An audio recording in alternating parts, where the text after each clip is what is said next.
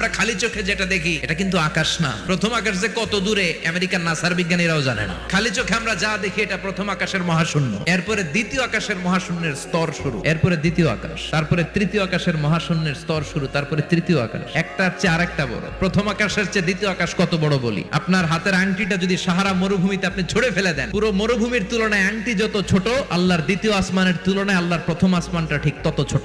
সূর্য দেখে আমরা অবাক হয়ে যাই, 9,30,00,000 মাইল দূরে, এই পৃথিবীর চেয়ে 13 লক্ষ গুণ বড়। তার মানে সূর্যই বড়? সূর্যের চেয়ে অনেক বড় তারা আছে। সূর্যের পরে পৃথিবীর সবচেয়ে কাছের যে তারা বা স্টার, ওটার নাম হচ্ছে প্রক্সিমা সেন্ট্রাই, এরপরে আলফা সেন্ট্রাই এ, আলফা সেন্ট্রাই বি, ইটা ক্যারিনা, বেটেলজিউস, এরকম একটার পর একটা তারা। যেই সূর্য পৃথিবীর চেয়ে 13 লক্ষ গুণ বড়, বেটেলজিউস নামে একটা তারা আছে, ওটা সূর্যের চেয়ে 33 কোটি গুণ বড়। তার মানে কি বেটেলজিউসই সবচেয়ে বড় না? ছোট্ট একটা তারা। এই বেটেলজিউসরে খেয়ে ফেলাইতে পারে এরকম হাজার কোটি গুণ বড় সাইজের তারা আছে না নাই? আমরা খালি চোখে যেটা দেখি এটা